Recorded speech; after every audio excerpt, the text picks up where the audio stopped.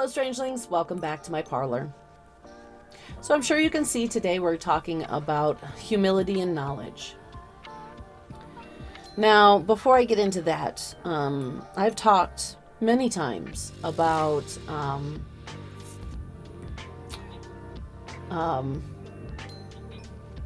integrity. Sorry, I lost the word. I've said it several times. This is take 3. I've talked many times about integrity of knowledge. And that, of course, means if you are sitting here telling me that you are a member of the Army and you went on this mission, it's not top secret. Everybody knows, but it was in the news. It's this mission. Blah, blah, blah. And you were the only one to survive. So on and so forth. Sure, I'm asking you questions. I'm interested. I want to know about it. But the moment you walk away, I'm saying, I'm going to really quick check, though. I'm checking your name and rank, because if you're in the Army, you have a rank. I'm checking to see if there's anything on any action you've done. And if it's something that big, it's something that hit the news. So I might not be able to get all the information, especially not what you could give me if you potentially wanted to or could. But I am checking what all information is publicly available on this action, so that I can see if you're a real person or not, because there are a lot of fakes out there. Versely, if you're sitting here talking to me about, let's see, a real example, Monsanto.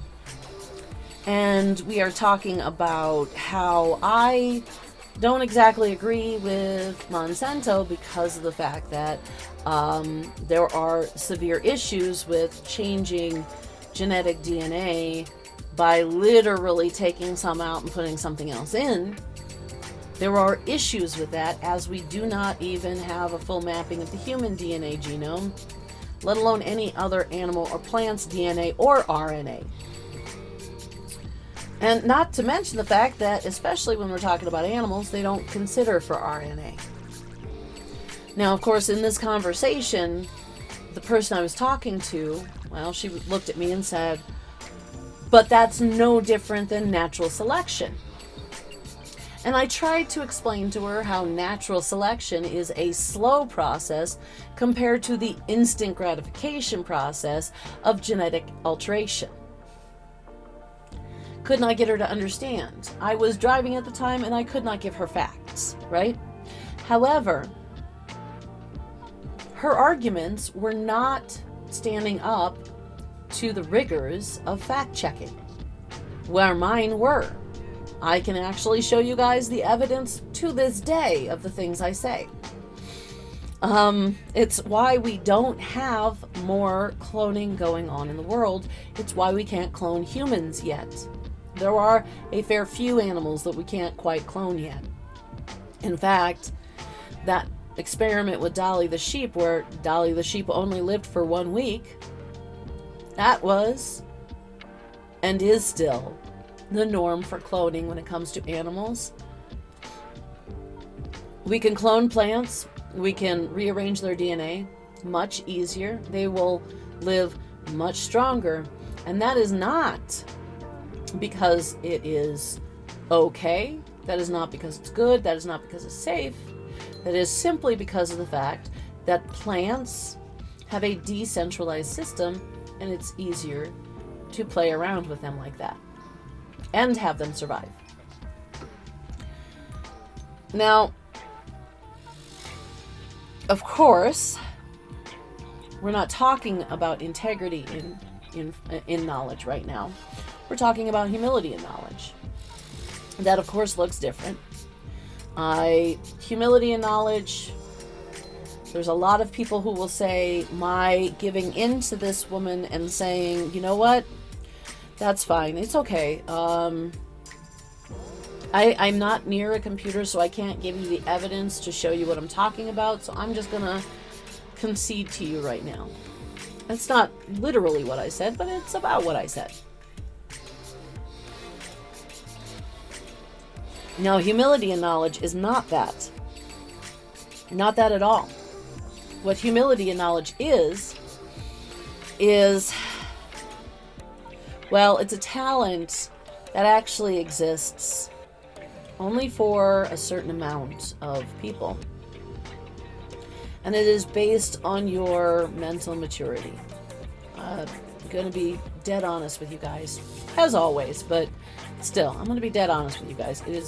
It is solely based on mental maturity. Now, humility and knowledge looks like these examples. I have been officially to one concert in my life, but technically two. The official concert I was at was the 9 Inch Nails concert in Des Moines back in, I believe it was 05 or 06. Might have been 06.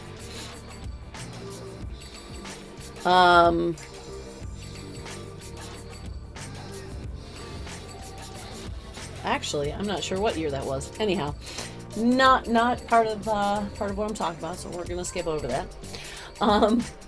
And then the unofficial one I had gone to was the Molly Hatchet concert in '98 in Fort Dodge at the Larimar. Now, the Larimar is a tiny venue, so one, I don't consider that a real concert. Two, I was actually working the concert. You see, I was volunteering at my baby daddy's place of work, PMV Media at the time, and we were recording, video recording and audio recording, the Molly Hatchet concert. Now, of course, I can't tell you if we did it for something for Molly Hatchet, if we did it for something for the Larimar, or for the city of Fort Dodge, or maybe we did it for Rocking and Rolling Around Fort Dodge, which was our local access show at the time. I say our local access show, it was ran by someone else who was using my baby daddy and me as the film crew. Oh, I had enough trouble with that woman. I'm not going to talk about it right now. But I keep that. It's in my head now. All right. Not what I'm talking about. So we're going to skip over it. So I have a lot of friends who are concert goers.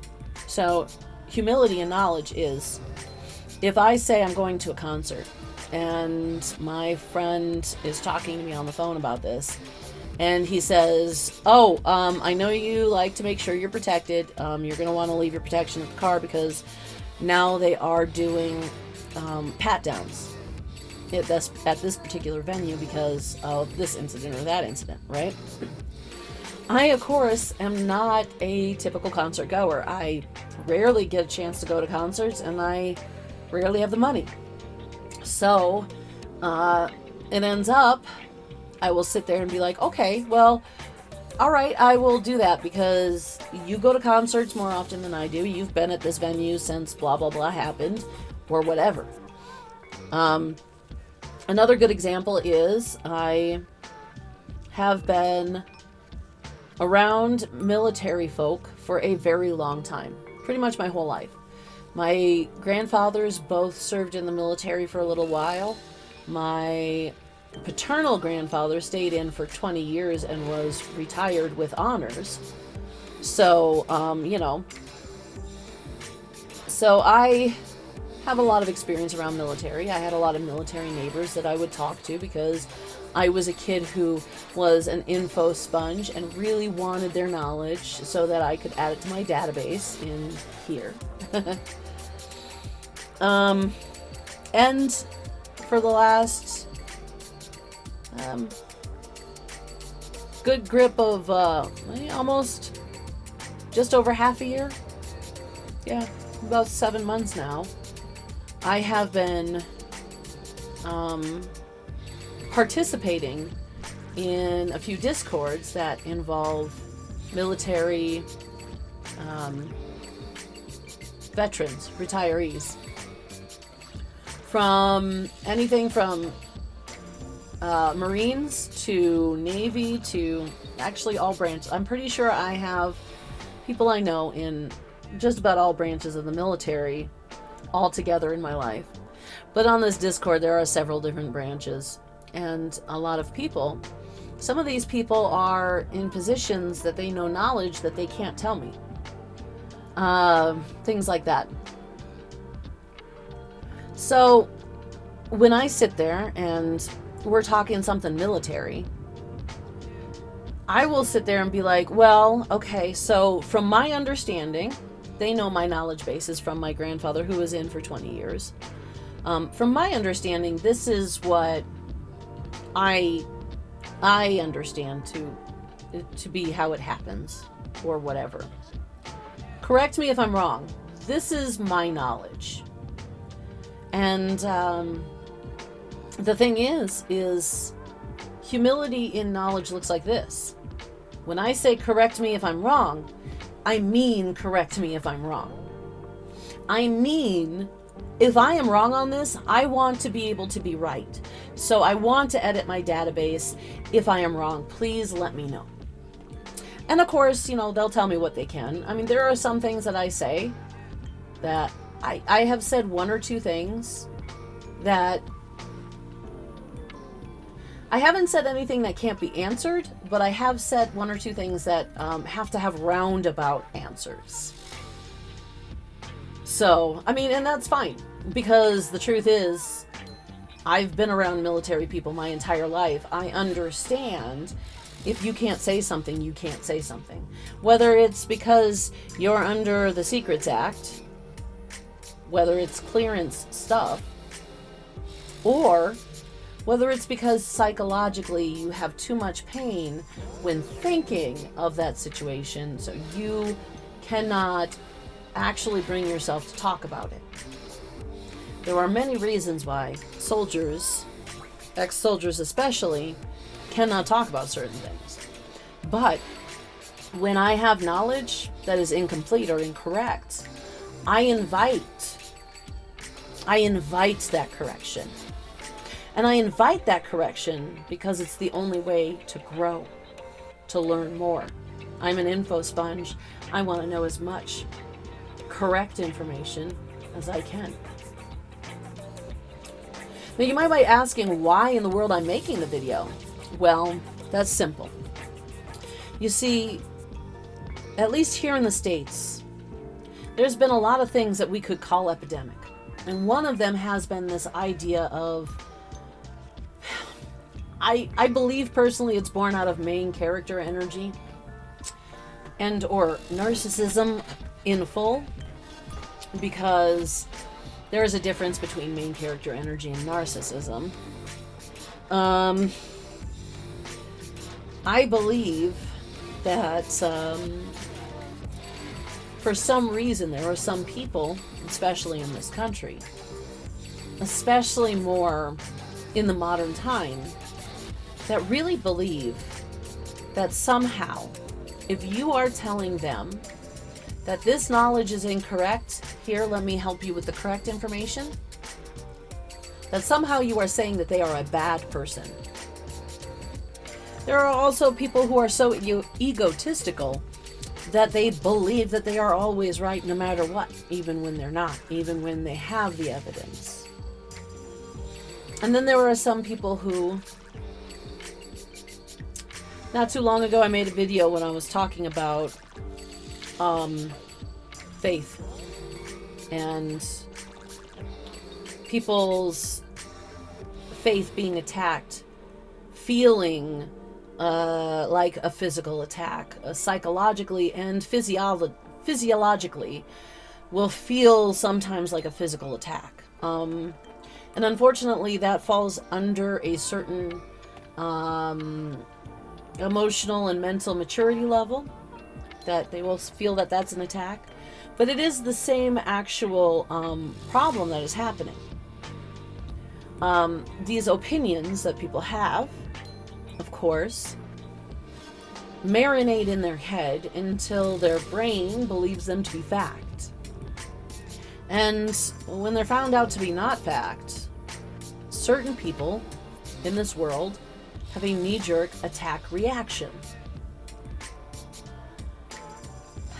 So the reason why I'm talking about needing to fight against this is because of the fact that, one, if you fight the feeling to fight back when you hear that you are wrong, you will tell your brain it is okay to be wrong sometimes. And in fact, not only is it okay to be wrong, but if you refuse to allow yourself to be wrong on a fact, you will never be able to learn the actual fact itself. You will always have that wrong thinking in that fact. Because to be able to correct errors in your database, you have to first admit that there are errors in the database. Even if you don't know they're there. Again, correct me if I'm wrong, but this is my knowledge. Is that the real knowledge? Is my method. I promise you, if you adopt this method, I promise you, you will become wiser and wiser as you grow. All right, guys. That's my talk for today. I'm going to get out of here. I've got a few things to do yet. I just want you guys to remember, it doesn't matter who you are. It doesn't matter how much you know. I love you. Take care of each other. And I'll see you guys in the next video.